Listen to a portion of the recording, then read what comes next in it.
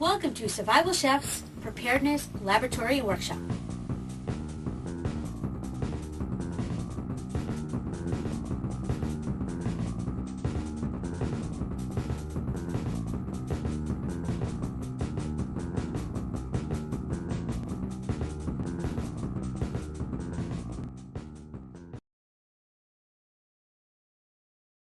Some of the alternative energy devices that are in use or being developed for use include hydroelectric, solar electric, and thermal, biogas, biomass, hydrogen, wind power, thermal electric, tidal power, and geothermal. This film will introduce solar energy, focusing mostly on solar electric. There are two basic types of solar panels used in alternative energy systems. One is called a solar thermal, used for heat and hot water, and the second is solar voltaic, used for electrical energy, such as these.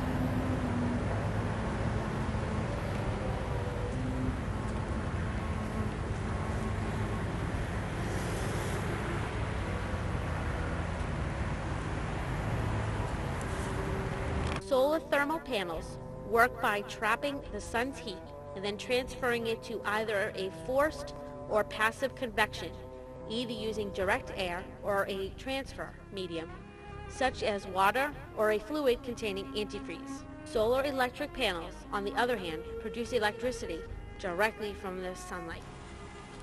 There are three basic types of solar cells. There's the chemical type, used in calculators, polycrystalline, and monocrystalline. Solar cells are semiconductors that convert sunlight directly into electricity by way of something called photoelectric effect. The photoelectric effect has been discovered in 1839 by a French physicist named Edmond Becquerel. He discovered that certain materials would produce a small electric current when exposed to light. Solar cells were first used on spacecraft of the 1960s, and then in time these cells became smaller and cheaper. Today, solar cells are more affordable and efficient enough for home use. Besides the chemical film type solar cells, the most common type used today are silicon type cells. Silicon cells are made in layers, starting with the top coating anti-reflective layer. Then, there are the doped layers, each having a conductive surface. Silicon is what is known as semiconductor. Semiconductors share some of the properties in common with materials. The PV effect takes place when the semiconductor materials are exposed to sunlight. Sunlight is composed of particles called photons, which radiate from the sun. As they hit the semiconductor material of the solar cell, they transfer their energy to loosen electrons within the material contained. In the top silicon layer, it excites these electrons and gives them enough energy to move, creating an electrical imbalance within the cell. This means that the N-type silicon becomes positively charged and the P-type silicon is negatively charged, creating an electrical field across the cell. And there you have it, electricity. One solar cell by itself will only provide a very small amount of electricity. Several cells together in series will make a solar panel which can produce a larger and more useful amount of power. When several panels are put together, you have a solar array. Each one of these cells are tied in series, attached by special flat wire.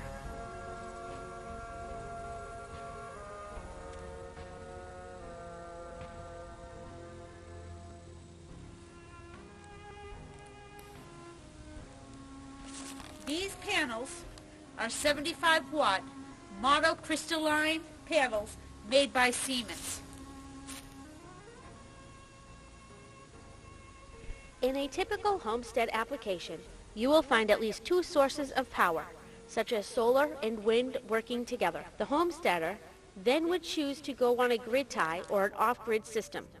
There are pros and cons to either choice. A simple setup would include blocking diodes that prevent system feedback, charge controller, distribution box, battery bank, circuit breaker box, and an inverter. Some go on a divided system to power both DC and AC equipment.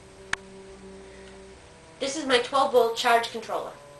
I have it set up to use for my well pump, for my drip irrigation for my fruit orchard. The power from the solar powers come through this wires, go to the charge controller, and come out here. Follow this line down to the batteries.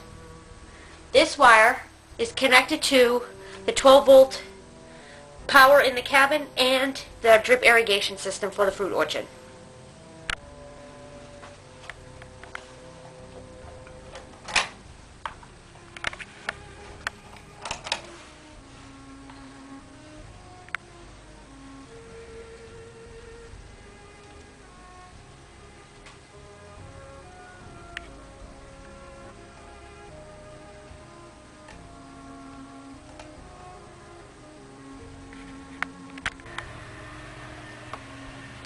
This is an inverter. This is a pure sine wave inverter. There's also a modified sine wave inverter and whole house inverters, which are very expensive. We opted to choose for the less expensive inverters at this time. These are our batteries. These are nickel iron batteries. They have an expected rate expectancy much greater than lead acid battery counterparts. These are rated to be at least 50 years. And they are very low maintenance. One consideration in solar power production in the north is snow removal in the winter months. You will need to plan for and place your array in an area of easy access for maintenance. You can fully make functional solar panels from scrap cells. When done properly, a homemade panel will work fine for many off-grid and homestead applications. Bear in mind that homemade panels from scrap materials will likely not look as aesthetically pleasing or as pretty as factory-made panels, which is likely to include QC testing, blemish control, and a synthetic film backing to finish the encapsulating process. Homemade panels may be constructed in various sizes and purposes, such as 4, 6, 8, and 12 volt, for later tying in series, or to use as a battery maintainer.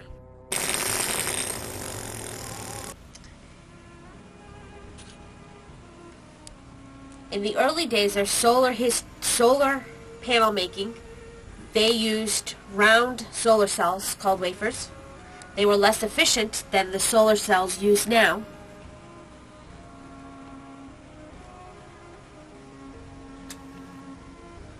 We use tabbing wire, connects the cells from cells to cells in a series, and then to finalize the product you use a thicker wire called bussing wire.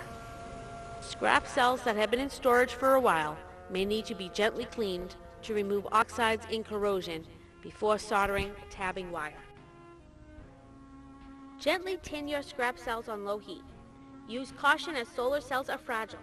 Also, you don't want to cover over heat cells and apply too much pressure. Some older cells may require fluxing before soldering. When you are finished tabbing your cells, arrange them in a series so they will fit on your glass plate. When all the cells are finished, fix bussing wire at the end tabs for later connection to panel terminals.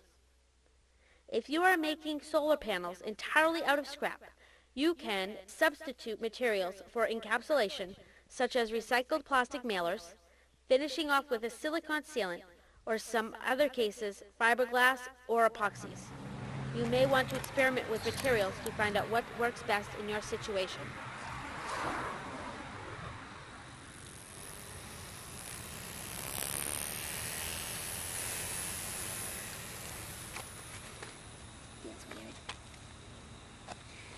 With each panel being finished, a final test should be done. A load test while reading voltage across the load will reveal if your assembly is successful.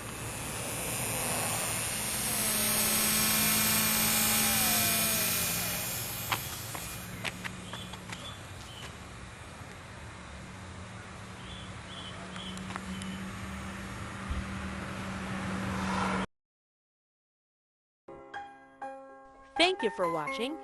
For more detailed information on a variety of topics, please visit my website at nancysworld.com.